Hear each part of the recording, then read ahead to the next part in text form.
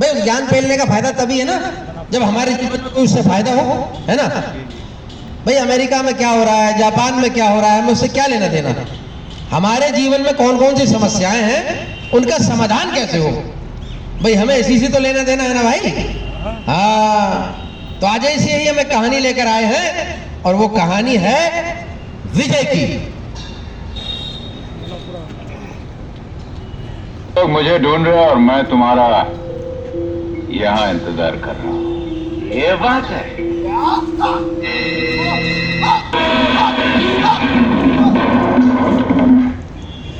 तो विजय ने बहुत मेहनत की, बहुत पैसा कमाया, घर गाड़ी बंगला सब कुछ, लेकिन उसके बावजूद भी वो ये गाना गाने के लिए मजबूर हो गया।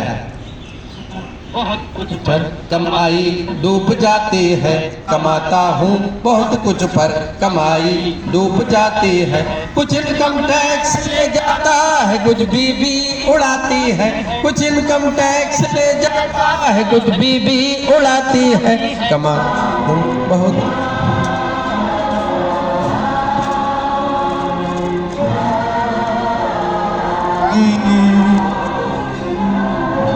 आज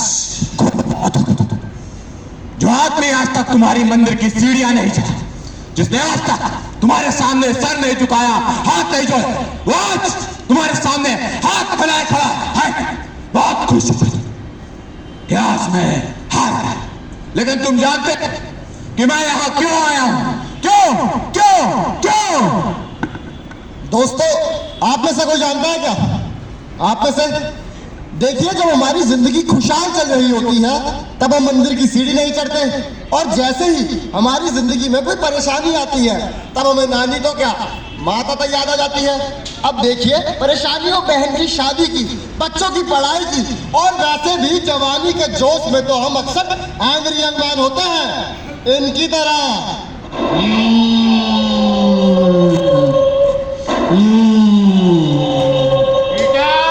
अच्छा हुआ विजय, तू यहाँ खुद हम तुझे ढूंढ रहे थे। ये चाबी अपने जेब में रख ले, अब ये ताला तेरी जेब से चाबी निकाल कर ही खोलूंगा।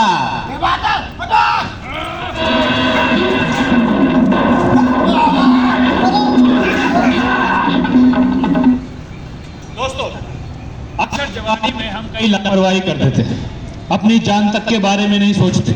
भाई कंस्ट्रक्शन साइट पर काम कर रहे हैं और हमने सेफ्टी किट ही नहीं डाली, तो ऐसे में क्या होगा? और भगवान न करे कोई दुर्घटना हो जाए तो हमारे परिवार का क्या होगा? हमारा बुढ़ापा कैसे कटेगा? कभी सोचा है? पिताजी और रामू काका, जरा पिताजी को बुला दीजिए। नहीं है तुम्हारे पिताजी यहाँ पर, मुझे मालूम है तुम किस लिए आए हो यहाँ पर। तुम ये देखने नहीं आए कि तुम्हारे माता पिता कहाँ रहते हैं, बल्कि तुम ये देखने के लिए आए हो कि वो जिंदा हैं या मर गए। अगर वो जिंदा हैं तो उनकी दवाई का खर्च कौन उठा रहा है, अगर मर गए तो उनका क्रियाक्रम कौन करेगा? देखो रामू काका, मुझसे रिश्ता जोड़ने की कोशिश मत करो। अरे जिनके साथ तुम्हारा खून का रिश्ता था उन्हें तो तुमने खून के आंसू रुलाए हैं? अरे बुढ़ापे में तुमने माँ बाप को अलग करके जो अपराध किया है, उसके लिए मैं तो क्या, तुम्हें भगवान भी माफ नहीं कर सकता।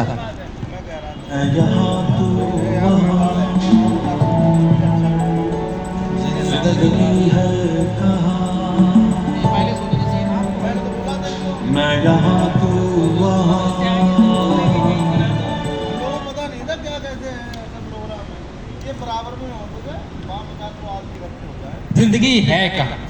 जिंदगी है जीवन को सुरक्षित करने के लिए, और जिंदगी को सुरक्षित करने के लिए सबसे पहले होना चाहिए बीमा, जैसे कि पीएम जीवन ज्योति बीमा और पीएम सुरक्षा बीमा।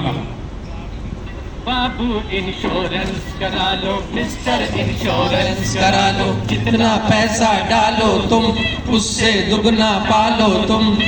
इंश्योरेंस करा लो, इंश्योरेंस करा लो, इंश्योरेंस करा लो भाई। लेकिन भैया, क्या आप में से किसी को पता है ये पीएम जीवन ज्योति बीमा क्या है? वो पीएम सुरक्षा बीमा है क्या? ये हमारे से बताएंगे। दोस्तों, पीएम जीवन ज्योति और पीएम सुरक्षा योजना, इसके बारे में किसी को पता है? आपने कभी जानने का प्रयास किया? भाई साल का मात्र 436 रुपये और महीने का शायद 20 से 30 रुपये। 436 रुपये में आप साल भर का अपना 2 लाख तक का जीवन बीमा करा सकते हैं। और इतना ही नहीं, मात्र साल के 20 रुपये, महीने का 1-1.5 रुपये, इस रुपये में 20 रुपये में आप अपना साल भर का 2 लाख तक का सुरक्षा बीमा करा सकते हैं। भाई हम साइट पर काम करते हैं, जोखिम से भरा काम है, और ऐसे में किसी व्यक्ति को कुछ हो जाए तो उसका बुढ़ापा कैसे कटेगा, क्या होगा? ऐसे में सहायता मिलती है 2 लाख तक की। और मान लीजिए कोई बुढ़ापा हो गया और उसकी औलाद विजय जैसी निकल गई तो क्या होगा? हाँ, तो हम बताते हैं क्या होगा। माँ, ये गाड़ी, ये बंगला, ये पैसा, ये सब तुम्हारे हैं और तुम मुझे ही छोड़ के जा रही हो माँ। अरे विजय, तू बहुत बड़ा सौदागर हो गया है रे, लेकिन मुझे ये तेरी गाड़ी कमाई नहीं चाहिए, ये काली कमाई। मेरे लिए तो अटल पेंशन योजना का सहारा है, जिसने बुढ़ापे में भी मुझे आत्मनिर्भर रखा है। माँ, ये अटल पेंशन योजना क्या है? क्या है ये? तुझे अटल पेंशन योजना के बारे में नहीं पता? महीने के कुछ रुपए देकर 60 की उम्र के बाद 1000 से 5000 तक की पेंशन पा सकते हैं और बुढ़ापे में भी आत्मनिर्भर रह सकते हैं। ले। कल को होगी शादी तो होंगे 12 बच्चे। कल को होगी शादी तो होंगे 12 बच्चे, बच्चों का क्या होगा, दिन होंगे कैसे अच्छे। बीवी बच्चों की खातिर अपना माल बचा लो तुम, दुगना पैसा डालो तुम, उससे दुगना पालो तुम, करा लो।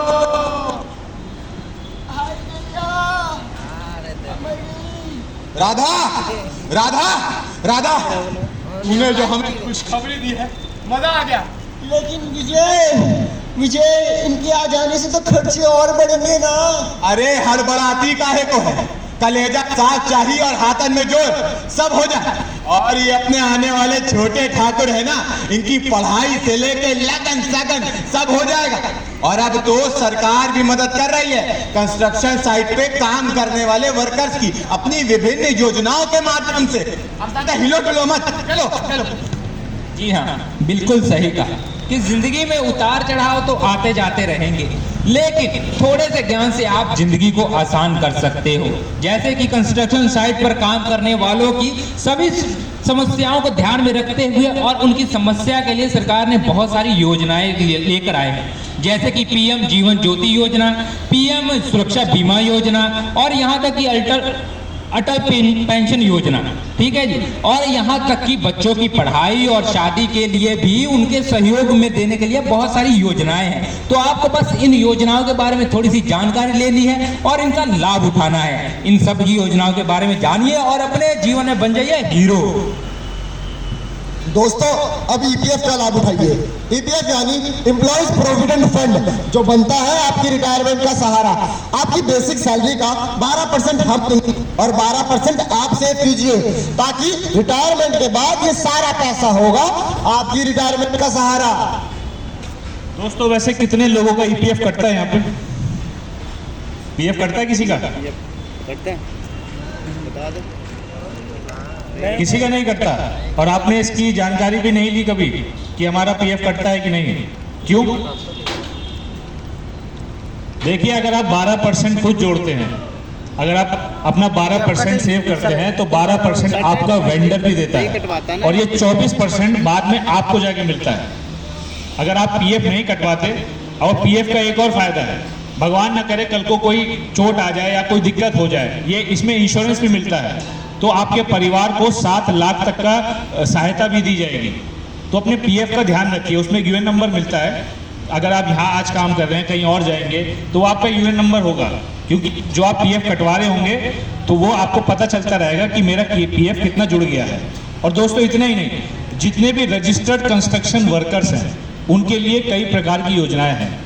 आप देखिए, हमें काम के लिए औजारों की ज़रूरत पड़ती है, तो उस समय 20,000 तक की सहायता।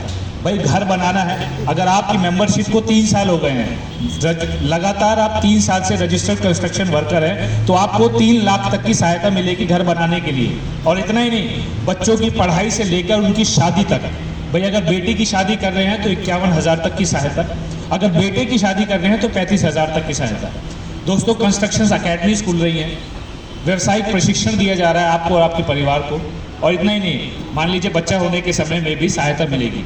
बस आपको अपनी साइट पर जो लेबर वेलफेयर ऑफिसर है उनके पास जाना है और उनको इन योजनाओं के बारे में उनसे पता करना है और ख़ुद को रजिस्टर्ड कराना है। रजिस्ट्रेशन की जो मात्र साल की 25 रुपये फीस है वो भी आपको नहीं देनी, वो भी कंपनी पे करेगी। तो इसको समझिए। और जो हमने पीएम जीवन ज्योति योजना, पीएम सुरक्षा योजना और तो और अटल पेंशन योजना, इनके बारे में बात करी। ये डीएमआरसी नहीं देता, ये राज्य सरकार देती है, केंद्र सरकार देती है। आपका जहाँ पे अकाउंट है, चाहे वो दिल्ली में हो चाहे गाँव में हो, आप वहाँ जाएंगे बैंक में तो बोलेंगे कि हमें अपनी अटल पेंशन योजना करानी है, तो वो आपके अकाउंट से ही अटल पेंशन योजना करवा देंगे। अब जैसे मैंने करा रखी है, मैं महीने के 445 या 450 रुपये कटवाता हूँ, ताकि मुझे 60 की उम्र के बाद 1 से 5,000 तक की पेंशन मिले। जितना पैसा कटवाते हो उसके हिसाब से पेंशन बनती है। तो आप, क्योंकि आप काम क्यों कर रहे हैं? अपने परिवार के लिए ना। तो अपने परिवार का सोचिए। मात्र 20 रुपये का आदमी गुटखा खा के थूक देता है, उसमें आपका 2 लाख तक का इंश्योरेंस हो रहा है, आपको पता भी नहीं चलता साल के मात्र 20 रुपये। तो इनके बारे में, इन योजनाओं के बारे में समझिए, जागरूक बनिए और समझदार बनिए। धन्यवाद। भाई ताली बजा दे।